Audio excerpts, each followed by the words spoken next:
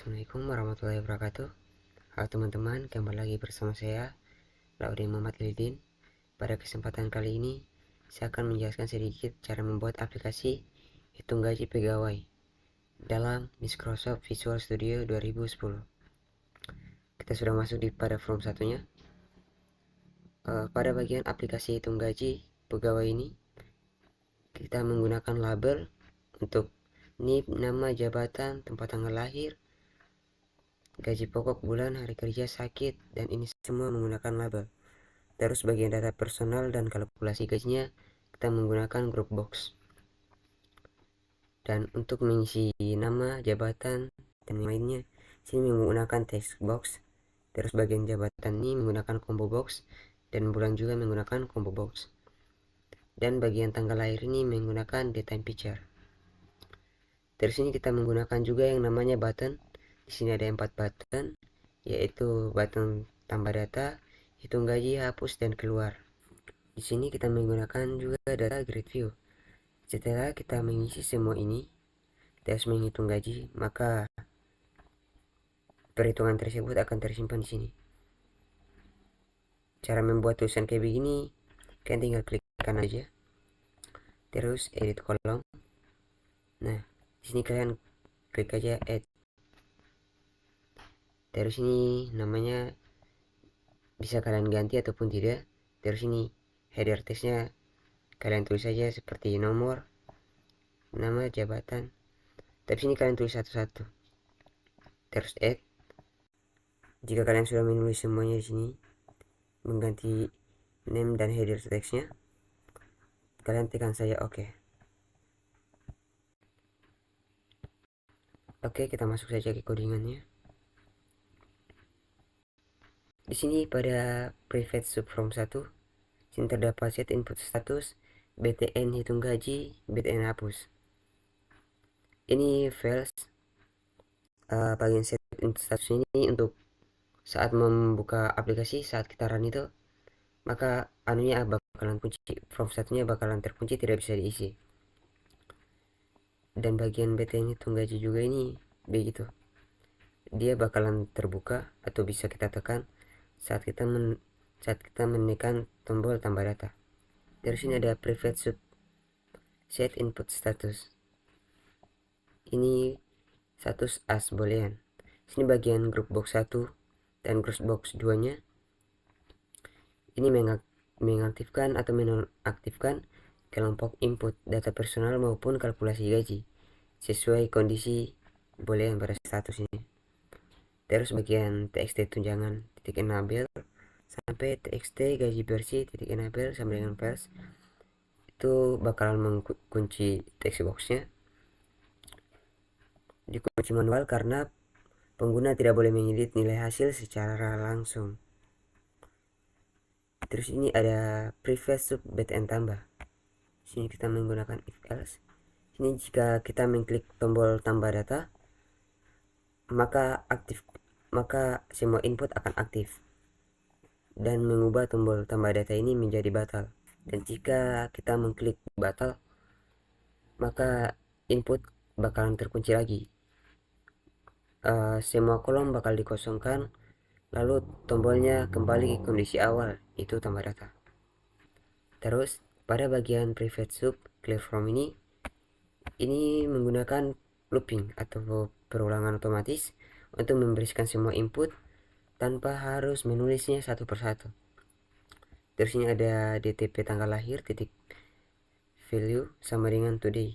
Ini maksudnya setelah dibersihkan tanggal lahir di set ke hari ini agar tidak kosong. Kita masuk pada combo box atau CMB jabatan. Sini kita menggunakan select case. Di sini saat text box gaji pokok dan text box pajak langsung diisi otomatis. Pajak disimpan dalam bentuk presentasi desimal. Misalnya 0,04 itu berarti 4%. Sini terus kita masuk di private sub combo box bulan atau CMB bulan. Pada bagian CMB bulannya ini kita menggunakan juga select case. Jumlah hari dalam bulan terpilih, tidak dicet tidak dicek tahun kehabisan, cukup 29 hari untuk Februari ini. Dan bagian txt hari kerja titik teks sama dengan hari dalam bulan kurang 4. Ini hari kerja diasumsikan sama dengan total hari dikurang 4 libur dalam minggu.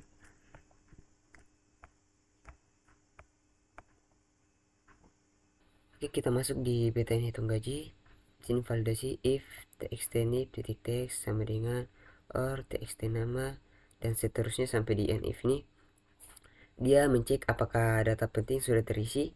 Jika belum, dia akan mencek apakah data nama, tempat lahir, jabatan, bulan sudah terisi. Jika belum, maka di sini akan muncul peringatan bahwasanya silakan diisi dengan benar.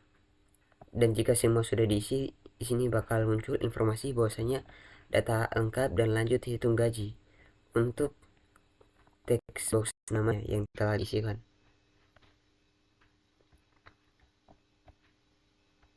Terus ini ada dim gaji pokok dan juga sampai dim tanpa keterangan. Di sini dim potongan as double. Ini potongan dihitung dari kehadiran. Jika terlalu besar, disesuaikan agar tidak melebihi gaji pokok. Terus ini dim tunjangan as double ini dan dim pajak as double. Ini tunjangan berasal dari kerja dikalikan 50.000 dan dikurangi potongan.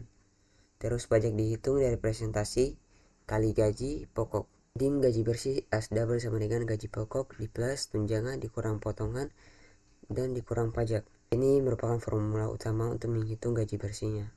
Dari sini ada txt tunjangan titik teks tunjangan titik toString dalam kurung 0 sampai txt gaji bersih titik teks sama dengan gaji bersih titik toString sama dengan 0. Ini merupakan nilai hasil di tampilan dalam format rupiah tanpa desimal. Terus di sini ada hitung nomor urut agar tabel yang kosongnya itu dimulai dari 1.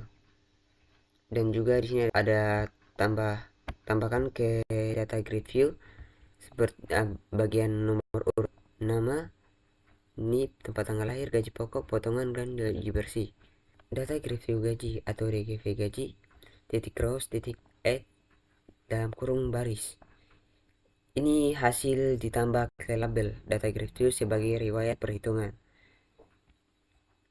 Terus pada private sub BTN hapus, ini kita menggunakan clear form.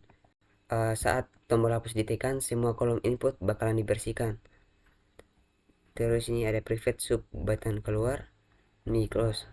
Saat kita menekan button keluar, maka itu bakalan keluar dari form satunya.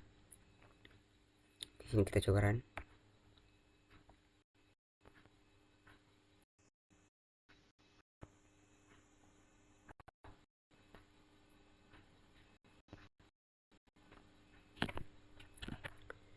Ini awal kita buka aplikasinya itu saat kita run ini bakalan terkunci. Kita di sini menekan tombol tambah data untuk mengisi semua ini. Contohnya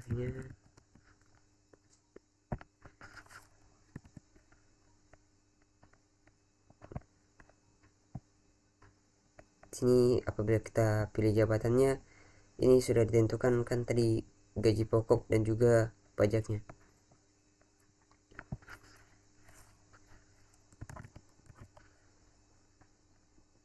Sini bulannya juga.